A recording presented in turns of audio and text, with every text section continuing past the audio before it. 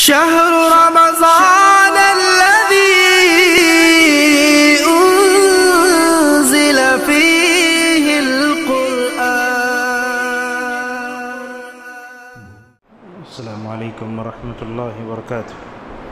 الحمد لله رب العالمين والصلاة والسلام على أشرف الأنبياء والمرسلين نبينا محمد وعلى آله وأصحابه أجمعين أما بعد. چھٹے پارے کا تھوڑا سا خلاصہ ہم آپ کے سامنے پیش کر رہے ہیں. چھٹے پارے کا جو انڈیا میں مشہور نام ہے لا یحب اللہ ہے. اس میں اللہ تبارک و تعالیٰ نے کئی باتیں ذکر کی ہیں. پہلی بات یہ بتائی ہے کہ مومن جو ہے سارے نبیوں پر ایمان رکھتے ہیں. آپ جانتے ہیں نبیوں پر ایمان رکھنا یہ ارکان ایمان میں سے ایک ہے. نبیوں پر ایمان لانے کا کیا مطلب ہے؟ ہم نے تقریباً 12 پوائنٹ لکھے ہیں، وہ بات بتا دیتے ہیں. سب سے پہلی بات یہ ہے کہ ہم ان تمام نبیوں پر ایمان لائیں جن کا قرآن میں ذکر ہے، اور ان پر بھی ایمان لائیں جن کا قرآن میں ذکر نہیں ہے. دونوں پر ایمان لانا چاہیے. کوئی یہ نہیں کہنا چاہیے کہ قرآن میں صرف 25 نبیوں کا ذکر ہی ہے، میں 25 ہی کو مانوں گا، اس کے علاوہ نہیں مانوں گا، ایسا کہنے والا کافر ہے. دوسری بات یہ ہے کہ اللہ تبارک و تعالیٰ نے جتنے نبی دنیا میں بھیجے پورے مرد تھے، کوئی بھی عورت نہیں تھی. جیسا کہ اللہ تبارک و تعالیٰ فرماتا ہے اِلَّا رِجَالًا نُوحِي إِلَيْهِ أَنَّهُ لَا إِلَٰهَ إِلَّا أَنَا فَاعْبُدُونِ.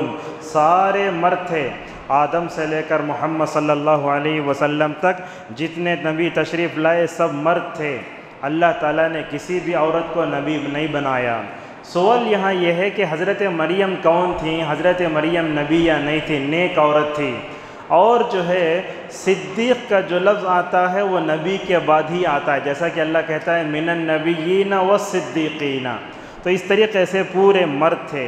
تیسری بات یہ ہے نبیوں کی تعداد کا علم اللہ کو ہے. ہمارے پاس معاشرے میں بعض لوگ خطبہ دیتے ہیں، تقریر کرتے ہیں تو کہتے ہیں 1,24,000 انبیاء پر درود و سلام. ایسا نہیں بولنا چاہیے، روایت صحیح نہیں ہے. یہ روایت ہے، اللہ تعالیٰ بہتر جانتا ہے، لیکن اتنی بات معلوم ہے کہ اس میں رسول 313 تھے. انبیاء کئی تھے لیکن رسول 313 تھے، روایتوں سے معلوم ہوتا ہے. ان تمام نبیوں میں 5 نبی اولو العزم ہیں. اولو العزم کا مطلب یعنی پختہ ارادہ کرنے والے اور دوسرے نبیوں کے مد مقابل میں زیادہ صبر کرنے والے. وہ کون 5 نبی ہیں؟ حضرت نوح علیہ السلام، ابراہیم، موسیٰ، عیسیٰ، محمد صلی اللہ علیہ وسلم. ان 5 اولو العزم پیغمبروں کا ذکر اللہ تعالیٰ 2 جگہ فرماتا ہے، سورہ احزاب میں، سورہ شورى میں. اللہ اپنے نبی سے کہتا ہے کہ اے محمد صلی اللہ علیہ وسلم، پختہ ارادے کے مالک جیسے صبر کے ویسے آپ بھی صبر کیجئے. اسی طریقے سے ان نبیوں کے بارے میں ہمارا یہ عقیدہ غور سے سنیے. کل ایک نمازی ہمارے پاس آئے تھے، سوال کیا کر رہے ہیں انبیاء بھی گنہگار ہوتے کیا؟ ان کو سے کوئی سوال ڈال دیا ان کے دماغ میں. ہمارا عقیدہ کیا ہے دیکھیے، انبیاء علیہم السلام کبیرہ گناہوں سے پاک ہوتے ہیں صغیرہ گناہوں کے علاوہ. صغیرہ گناہ کبھی کرتے ہیں، جیسے ہی کرتے ہیں فوراً توبہ کر لیتے ہیں اور اللہ تبارک و تعالیٰ وحی کی روشنی میں ان کی اصلاح کر دیتا ہے. رہی بات حضرت ابراہیم علیہ السلام نے 3 جگہ جھوٹ بولا تھا نا، جانتے نا، میں بیمار ہوں، بیوی کو بہن کہا. تو اس کا کیا مطلب ہے؟ اس کا مطلب یہ ہے کہ انہوں نے توریہ کیا تھا. توریہ کا مطلب دل میں ایک رکھ کر زبان سے ہے کہنا. تو اس طریقے سے یہ حدیث بخاری میں ہے. اسی طریقے سے ان نبیوں کے بارے میں ہمارا عقیدہ اور دیکھیے کیا ہے، بِأَنَّ الْأَنْبِيَاءَ أَحْيَاءٌ فِي قُبُورِهِمْ يُصَلُّونَ. روایت کیا ہے؟ انبیاء اپنی قبروں میں زندہ ہیں. ذرا غور سے سنیے لفظ عقیدے کا. اللہ کے نبی صلی اللہ علیہ وسلم فرماتے ہیں انبیاء اپنی قبروں میں زندہ ہیں، نماز پڑھ رہے ہیں. وہ کھاتے پیتے زندہ نہیں، وہ زندگی برزخ کی الگ ہے. اسی لیے صحیح مسلم کی روایت میں آیا اللہ کے نبی صلی اللہ علیہ وسلم کہتے ہیں میں معراج سے واپس ہوا تو میں نے موسیٰ کو قبر میں نماز پڑھتے ہوئے دیکھا. آپ جانتے ہیں نبیوں کی جسم کو مٹی نہیں کھاتی، ایسے ہی زندہ رہتے ہیں. کیا دلیل ہے؟ عمر رضی اللہ عنہ کے زمانے میں انصار و مہاجرین نے قبریں کھودیں تو اندر سے دانیال ایک نبی نکلے. حضرت عمر رضی اللہ عنہ کو معلوم ہوا تو آپ نے کہا فوراً دفن کر دو ان کو، ساتھ میں تورات کے کچھ حصے بھی تھے، کہا کہ اگر ان کو ایسے ہی باہر نکال دیا جائے لوگ دانیال کی قبر کو کیا کریں گے، شرک کا آماج گاہ بنائیں گے، اس لیے فوراً دفن کرو۔ اس طریقے سے انبیاء اپنی قبروں میں زندہ ہیں، نمازیں پڑھتے ہیں، لیکن اس کا مطلب یہ نہیں کہ ہم یا رسول اللہ یا محمد کہہ کر رسول اللہ صلی اللہ علیہ وسلم کو آواز دے، وہ مطلب نہیں ہے۔ اسی طریقے سے نبیوں کے بارے میں ہمارا عقیدہ یہ ہے، اللہ تعالیٰ نے نبیوں کو جو امانت دی وہ امانت ہر نبی نے پہنچائی۔ آپ صلی اللہ علیہ وسلم نے اونٹنی کی پیٹھ پر بیٹھ کر کیا فرمایا، اپنی پوری 23 سالہ زندگی کا خلاصہ لکھا، اے صحابہ کی جماعت، اللہ نے مجھے جو امانت دی ہے میں نے پہنچایا یا نہیں؟ آپ نے پوچھا، سارے صحابہ نے کیا کہا، یا رسول اللہ آپ نے پہنچایا، آپ نے امت کو نصیحت کی، آپ نے جو ذمہ داری اللہ نے آپ کو دی تھی وہ پوری طرح ادا کر دی۔ دیکھیے میرے انگلی کی طرف اللہ کے نبی نے اپنی انگلی آسمان کی طرف اٹھائی، کہا اے اللہ میں 23 سال تک زمین میں تیری طرف بلاتا رہے، تو گواہ ہے، تو گواہ ہے، تو گواہ ہے۔ تو اللہ کے نبی نے آسمان کی طرف انگلی اٹھائی نا، اس کا مطلب یہ ہے کہ اللہ تعالیٰ ساتواں آسمان میں عرش پر اوپر ہے۔ اللہ اکبر۔ احادیث سے کیسے کیسے علماء استدلال کرتے ہیں دیکھو۔ اسی طریقے سے اللہ تعالیٰ نے نبیوں کو معجزے دیے، حضرت موسیٰ کو 9 معجزات دیا اللہ تبارک و تعالیٰ، حضرت عیسیٰ کو دیا، اور نبیوں میں جیسے نبی سردار ہیں ویسے آپ کا معجزہ بھی بہت بڑا ہے۔ اللہ کے نبی کے معجزے بہت ہیں، لیکن اللہ تعالیٰ نے قرآن کی شکل میں جو معجزہ رسول اللہ صلی اللہ علیہ وسلم کو دیا تھا، علامہ سیوطی کہتے ہیں کہ یہ زندہ جاوید معجزہ قیامت تک دنیا میں باقی رہے گا۔ اسی طریقے سے حضرات انبیاء علیہم السلام کے بارے میں ہمارا یہ عقیدہ ہے، اگر ان میں سے کسی کا ایک انکار کریں گے تو بھی کافر ہو جائیں گے۔ اگر کوئی یہ کہے میں موسیٰ کو نبی مانتا اور کوئی یہ کہے میں عیسیٰ کو نہیں مانتا، کافر ہو جائے گا پکا، حالانکہ وہ نبی پر ایمان لا چکا ہے، لیکن ایک نبی کا انکار بھی دوسرے نبیوں کو انکار کرنے کے برابر ہے۔ اور ایک بات آپ کو بتاتے ہیں، دیکھو ہمارے معاشرے میں میسیج نام کی ایک فلم ہے، جانتے ہیں آپ لوگ؟ اس میں کیا ہے، انبیاء کی فوٹو بنائی گئی ہے اور حضرات صحابہ اکرام کی فوٹو بنائی گئی ہے، فرعون کی فوٹو، مریم کی فوٹو، آسیہ کی فوٹو۔ صالح فوزان حفظہ اللہ کہتے ہیں کہ صحابہ کے یہ اسٹیچو وغیرہ بنانا جائز نہیں ہے، مذاق ہے۔ نبیوں کا بھی اسٹیچو نہیں بنانا اور جو ہے صحابہ کا بھی جو ہے ایکٹنگ کرنا نہیں۔ اس طریقے سے ان کے جو مجسمے بنا کر کے ایکٹنگ وغیرہ کرتے نا، یہ ناجائز ہے، یہ نبیوں کا اور صحابہ کا مذاق ایسا بھی نہیں کرنا چاہیے۔ اور اسی طریقے سے ایک بات یہ بھی ہے، نبیوں پر ایمان لانے کا مطلب یہ ہے، اللہ تعالیٰ نے اپنے زمانے میں نبیوں کو کتاب دی۔ حضرت آدم کو نہیں دیا، حضرت موسیٰ علیہ السلام کو تورات دی، حضرت عیسیٰ کو انجیل دی، عیسیٰ کو جو ہے انجیل دی، داؤد کو زبور دی، اللہ کے نبی صلی اللہ علیہ وسلم کو قرآن دیا گیا۔ اچھی جو آیتیں پڑھ رہے تھے اس میں ایک بات یہ بھی آئی تھی، اللہ تعالیٰ جتنے کتابیں اتارا ان کتابوں کی حفاظت علماء کے حوالے کر دیا۔ تورات کی حفاظت علماء کے حوالے، انجیل کی حفاظت علماء کے حوالے۔ اسی وجہ سے نہ بدلے وہ لوگ تورات و انجیل کو، لیکن اللہ نے قرآن کو اتارا تو اس کی حفاظت نبی کے ذمے نہیں کی، بلکہ اس کی اپنی حفاظت کا ذمہ اللہ نے خود لے لیا۔ اِنَّا نَحْنُ نَزَّلْنَا الذِّكْرَ وَإِنَّا لَهُ لَحَافِظُونَ۔ تو دنیا کی کوئی بھی طاقت، کوئی بھی ملک، کوئی بھی صدر قرآن کے ایک نقطے کو بھی ماشاءاللہ جو ہے مکمل طور پر بدل نہیں سکتا۔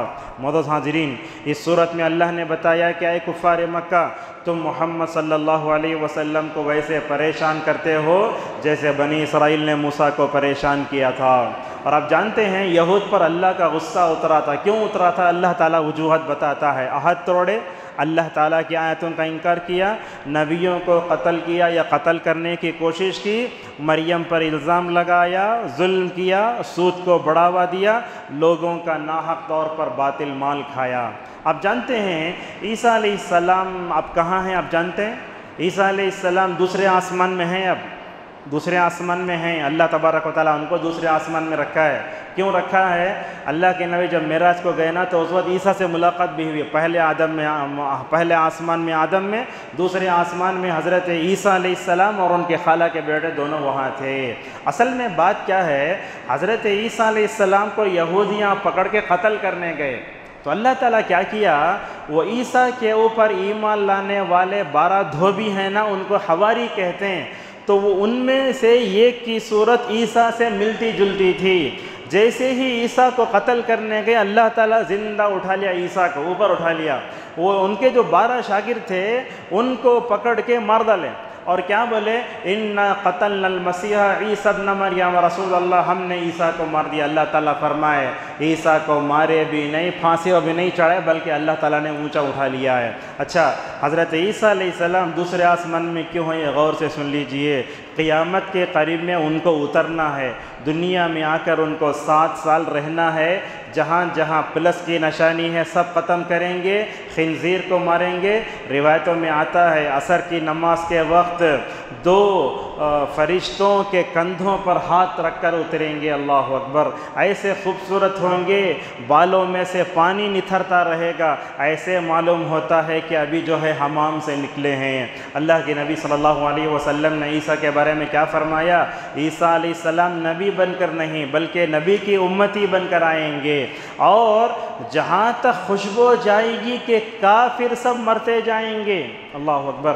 اب کرونا وائرس سے تو لوگ ڈرتے، عیسیٰ علیہ السلام آ گئے نا، ان کے آنے کی خوشبو پا کر لوگ مر جائیں گے، ایسے بھی ہوگا۔ اور اللہ تبارک و تعالیٰ ان سے کیا کیا ملے گا، دجال کو ماریں گے۔ دجال کو کہاں ماریں گے، لوگ بولتے اسرائیل کا جو ایئرپورٹ ہے کریکٹ وہی ہے، وہ جگہ جو احادیث میں بتائی گئی ہے، باب لد، کریکٹ وہی جگہ ہے جہاں عیسیٰ علیہ السلام ماریں گے دجال کو، اور بہت سی باتیں ہم اس کو جو ہے ٹچ نہیں کریں گے۔ تو معلوم یہ ہوا کہ حضرت عیسیٰ علیہ السلام کیا ہے، قیامت کے قریب میں آئیں گے۔ اچھا، بعض روایتوں میں آیا 40 سال رہیں گے، بلکہ یہ بھی سنے ہوں گے آپ، وہ 40 سال نہیں، وہ 7 سال ہی، وہ کیوں 40 سال ذرا سمجھ جائیے۔ 30 سال کی عمر میں اللہ اٹھا لیا تھا ان کو بغیر شادی کے، بولتے ان جیسی نیک لڑکی دھنے دھنے کامی ملیچ نہیں، اللہ تعالیٰ ایسے اٹھا لیا ان کو۔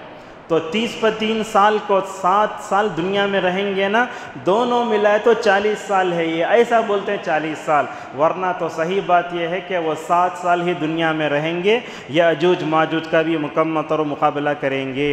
عیسیٰ علیہ السلام دنیا میں آئیں گے تو 7 سال رہیں گے۔ اور عیسیٰ علیہ السلام کے بارے میں ان کا عقیدہ کیا ہے، نصارہ کا، 3 کو ملا کر خدا بولتے سو، کیسا تو اللہ، نعوذ باللہ، اللہ کی بیوی حضرت مریم، اس سے پیدا ہوا سو بچہ عیسیٰ، ایسا یہ 3 فیملی بناتے۔ اللہ تعالیٰ فرماتا ہے یہ ایسی بات ہے جس سے پہاڑ ریزہ ریزہ ہو جائے، اور جو ہے کیا ہے، پہاڑ پھٹ پڑیں۔ تو یہ جو ہے 5ویں پارے کا خود جو ہے کچھ باتیں تھیں 6 پارے کی۔ اب آئیے سورہ مائدہ میں کچھ باتیں بیان کر کے اپنی بات کو ختم کرتے ہیں۔ یہ جو سورہ شروع ہوا المائدہ، المائدہ کا مطلب دسترخوان۔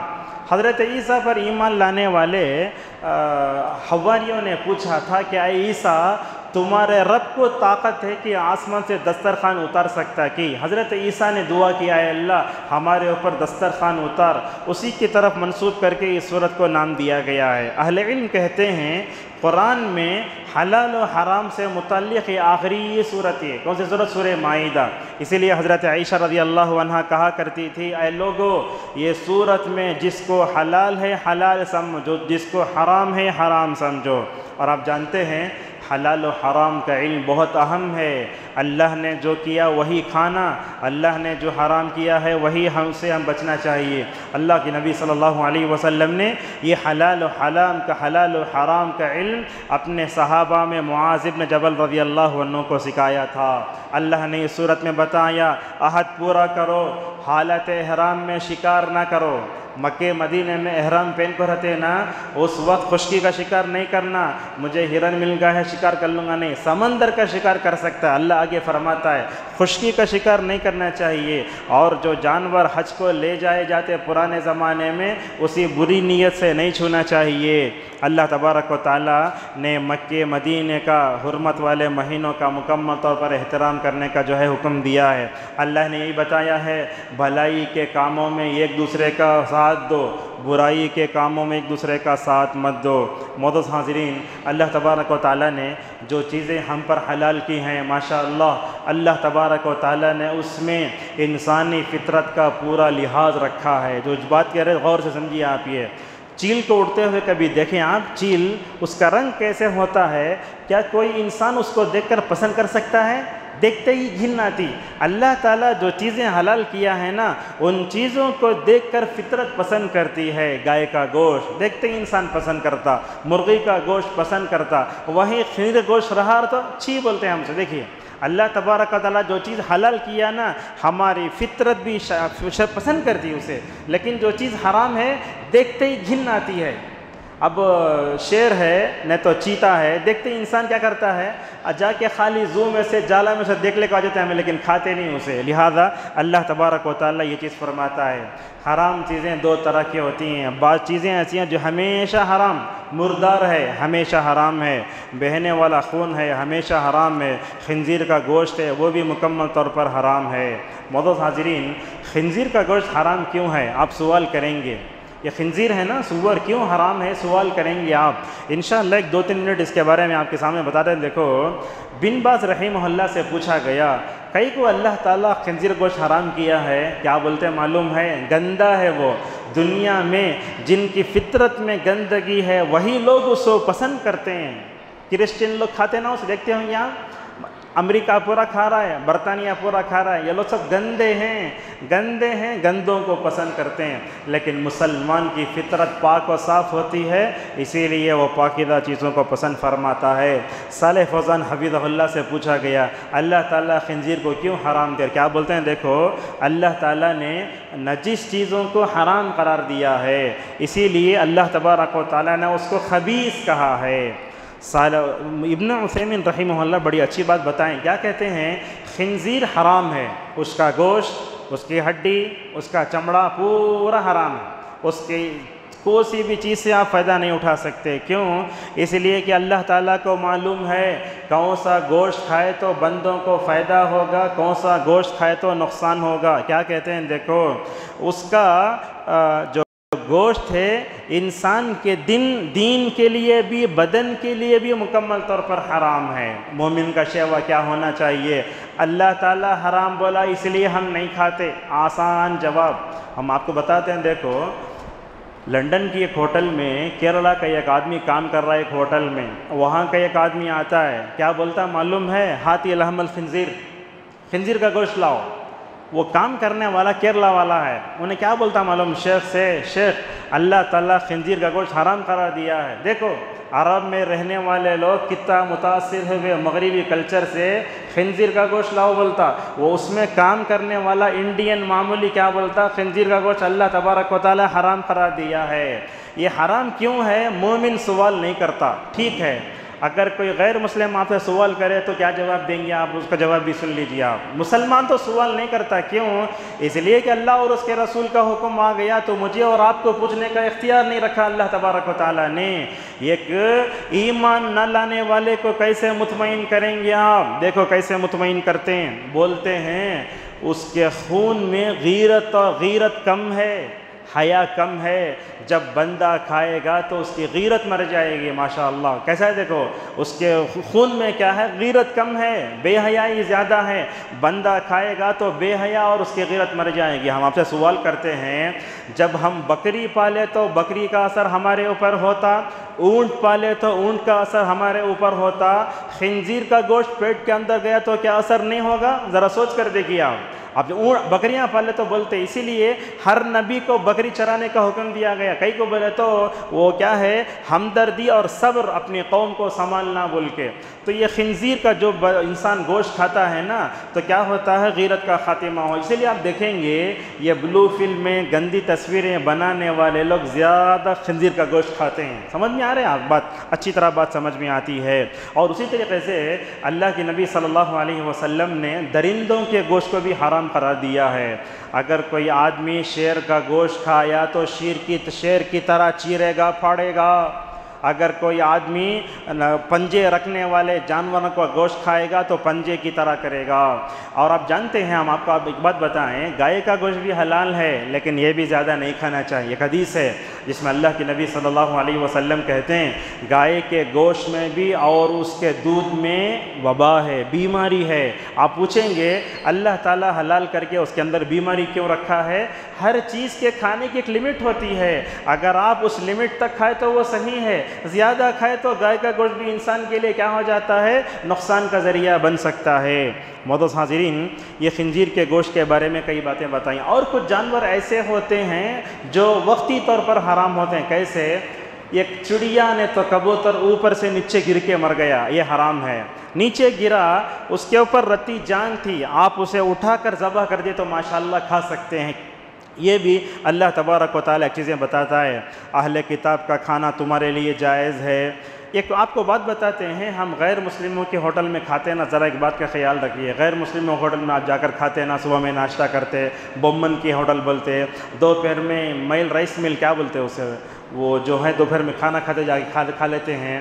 لیکن یاد رکھیے غیر مسلموں کے دکانوں میں جہاں تک ہو سکے گوشت کھانے سے پرہیز کرنا چاہیے۔ اگرچہ حلال کٹ لکھا رہتا ہے لیکن پتہ نہیں کیا ہے، ہمارے نوجوان کیا کرتے، جا کے بیکریوں میں چکن پپس، وہ پتہ نہیں کیسا رہتا نہیں معلوم، کس سے ذبح کر کے رہتا، جہاں ذبح کرتا نہیں معلوم ہے۔ قریوں میں رہنے والے لوگ غیر مسلموں کے بس لوگ گوشت کھا لیتے ہیں۔ دیکھو یہ نیوالے اندر جا رہے ہیں نا، اس کا بڑا اثر ہوتا ہے ہمارے ایمان پہ۔ حرام لقمے مت کھاؤ، گوشت دیکھ کر کھاؤ۔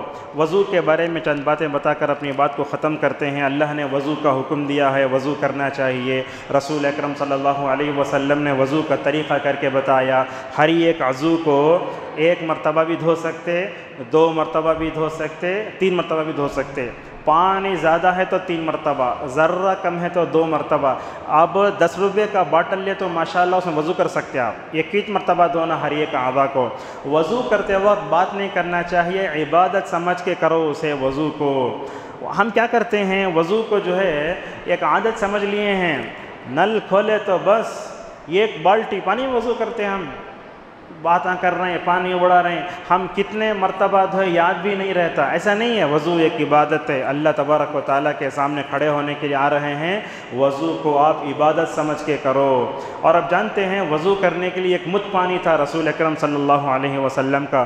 وضو کی فضیلت کیا ہے، گناہ جھڑتے ہیں۔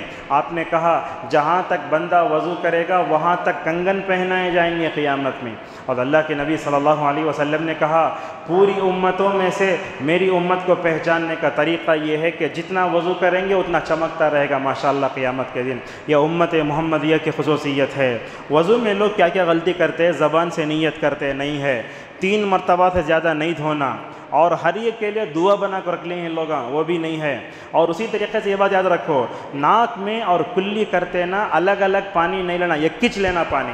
علامہ ابن تیمیہ رحمہ اللہ، ابن القیم کہتے ہیں جب آپ کلی کرتے نا آدھا پانی منہ میں ڈالو، آدھا پانی ناک میں ڈالو، 3 مرتبہ کرے تو 6 مرتبہ نہیں کرنا، پانی لے کو کلی بھی ناک میں دونوں ملا کے دھونا چاہیے۔ اور روزے کی حالت میں ذرا پانی اندر زیادہ نہیں ڈالنا، اللہ کے نبی کی حدیث ہے ذرا لیے تو ذرا تھوڑا کھینچو، زیادہ کھینچے گے تو کیا ہوگا، اندر جا کے وضو ٹوٹ جائے گا۔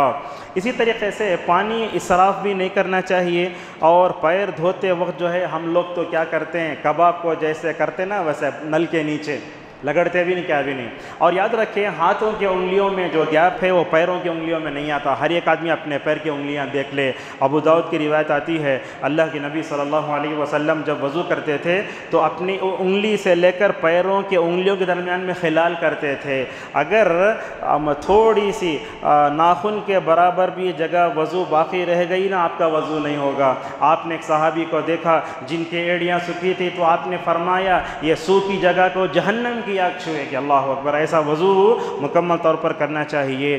اسی طریقے سے یہاں خواتین بھی ہیں، ہماری عورتوں کو مسح کرنے آتش نہیں، مسح کیسا کرتے معلوم ہے، وہ انگلیاں لے لیتے، بس والی بال کھیلے تھے، اپنی انگلیاں پیچھے لے کر اور پیچھے آ جاتے نہیں۔ ہماری انگلیاں کیا جب مسح کرتے نا پورے سر کو لگ کر رہنا، وہ پوری طرح گدی تک جا کے برابر سر کو لگ کر مکمل طور پر واپس آنا چاہیے۔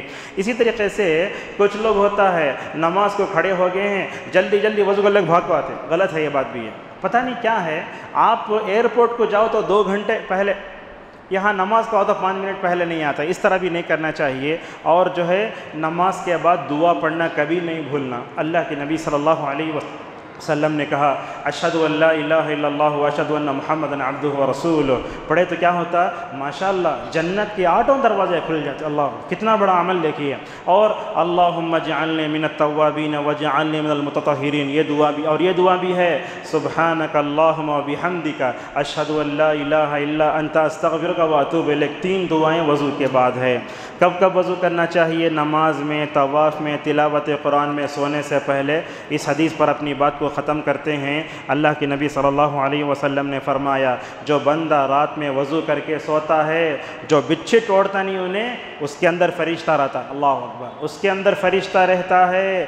تو جب بھی بندہ رات میں اٹھتا ہے تو فرشتہ اللہ سے بولتا ہے اے اللہ تیرے اس بندے کو معاف کر دے اس لیے کہ وضو کر کے سویا ہے۔ ہمارا حال یہ ہوتا ہے ٹی وی دیکھتے دیکھتے سو جاتے ہیں، کھانے کی پلیٹ ڈھکلے سے جانور طرف پڑ گئے۔ نہیں، کیا کرنا؟ وضو کر کے اچھی طرح سونے کی عادت ڈالو۔ یہ کچھ باتیں تھیں انشاءاللہ، اور آدھے پارے کا خلاصہ صبح میں ہم آپ کے سامنے پیش کریں گے۔ اللہ تبارک و تعالی ہمیں قرآن و حدیث کی روشنی میں زندہ گزارنے کی توفیق عطا فرمائے۔ ہمارے اندر جو کوتاہیاں ہیں اللہ تعالیٰ ان کوتاہیوں کو دور کرنے کی توفیق عطا فرمائے۔ وآخر دعوانا الحمد للہ رب العالمین۔